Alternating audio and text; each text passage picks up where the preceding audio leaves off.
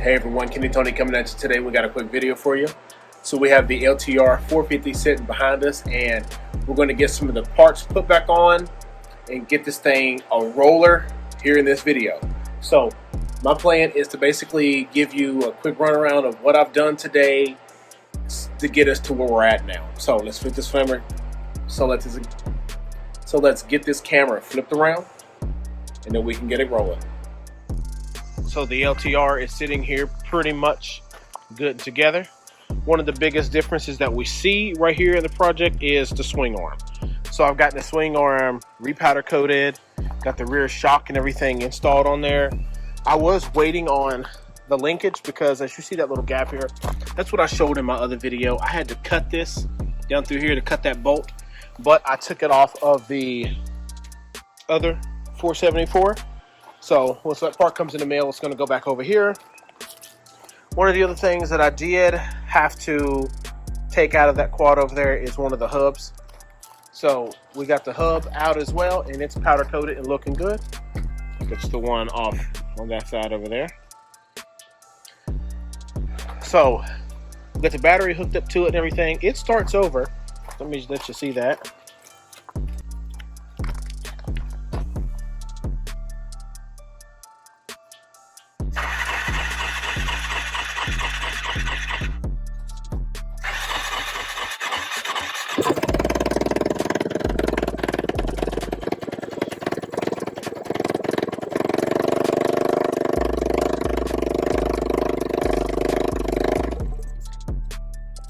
So the battery's kind of dead, so it took a little bit of turning over, but with my jumper pack, it doesn't require that. So we're gonna make sure we get that battery charged up real good and everything, but that was just a quick video letting you see it's gonna get over. So let's get in here and take a look at the parts. Got the built and cleaned up a little bit, but we have the axle. So I sandblasted the ends here, powder coated them up to here, not these threads, not the middle, but got that powder coated there. Got the carrier, the sprocket, the brake, got those parts done, as well as a slew of black parts. So we got the foot pegs, the locking nuts, sprocket, that's the carrier bearing there, but we got those C-clamps and everything, and got one of the hubs here. The other one is somewhere in here. But these are all our parts. So today consisted of a lot of powder coating. It's basically one of the boring parts of the build.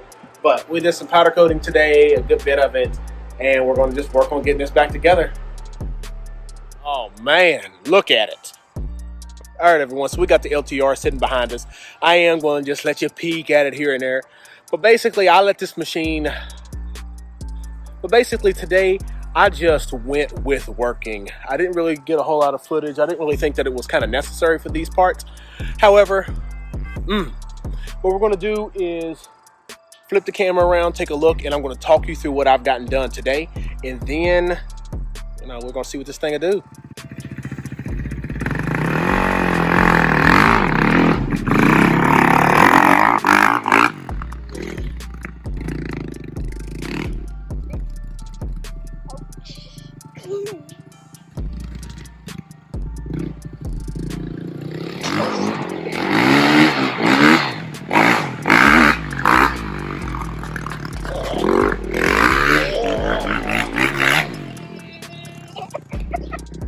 So the LTR 450 has made drastic changes.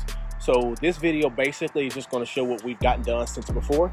So we used the powder coat, which was the aluminum color, and the aluminum color powder coat, I think it's a little bit more of like a grayish look, but we did the swing arm, rear swing arm area right here.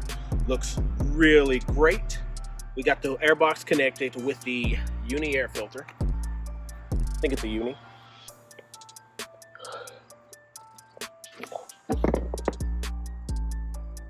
But we went ahead and got the throttle position sensor calibrated correctly to 0.6. If you don't have it as 0.6, you're going to have a red light come on up here, and you don't want that. So I went ahead and did that.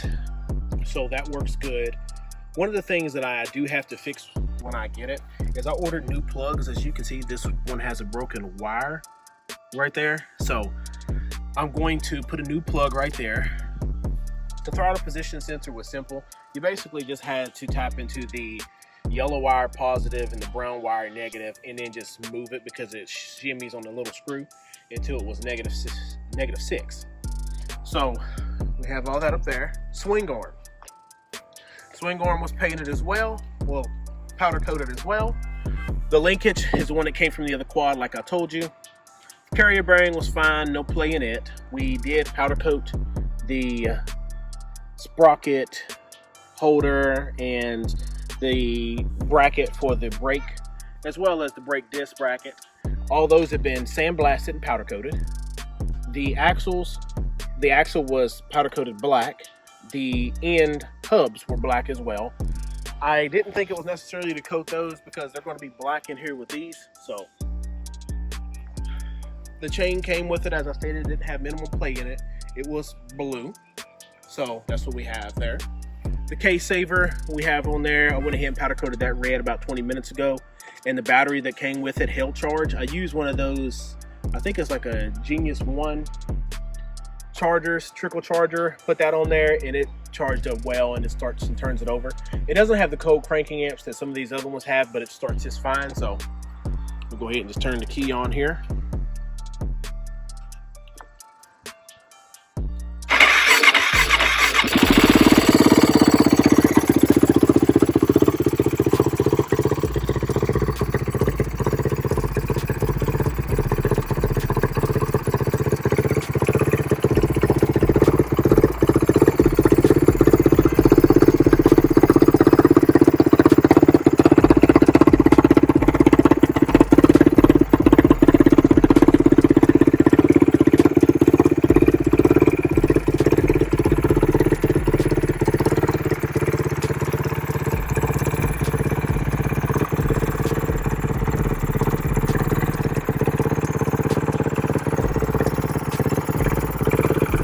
Runs fine, starts up really good, no problems there. Like I stated, just lower cold cranking amp. So we're going to fix that fuel injection wire.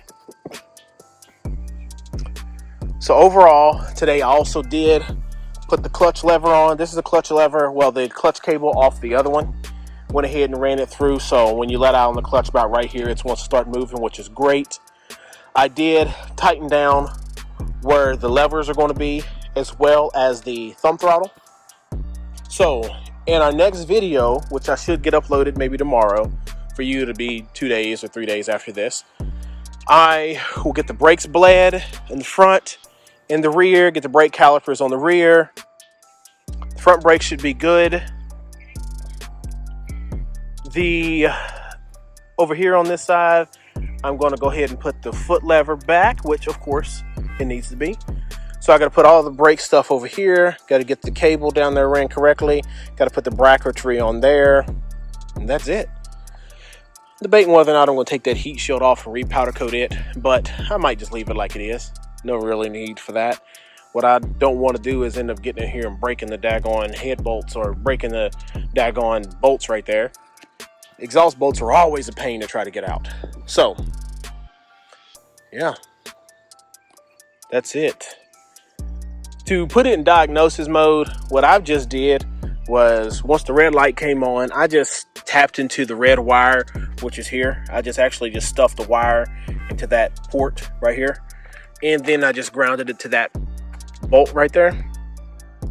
I'm going to put a cherry bomb on it as well to give it a little bit more power. But this thing moves well. I like it. I mean, I might like it as much as I do my hybrid. So, you know, I think I might keep one.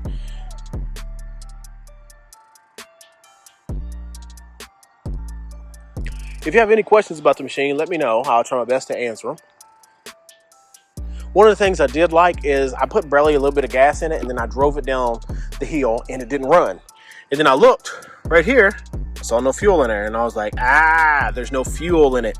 So that was an easily identifiable thing that you really don't have with fuel injection, unless you put a different kind of filter in there. Now this is a swirl filter bypass. I'm pretty sure you can keep the swirl filter in and put another filter in line right there, but you know, that just might be me sticking my foot in my mouth. But that's it. I do have a couple parts going to be coming in the mail for the other LTR, but we're not going to talk about that today. It is starting to sprinkle a little bit out here. Puppy right over there. So we're going to kind of wrap this video up. I'm thinking what I have left, as I stated, is rear brakes, front brakes, brake lever on the side, bleed everything. I'm going to put the headlight back on. Then I'm going to leave it just like this for a couple days, maybe a week. Drive it around, make sure it functions correctly, make sure it's going to do well. And if it does, we're going to have our first one moving. I think this looks absolutely amazing. All right, everyone, thank you for checking out this video. Make sure to hit that like button and subscribe.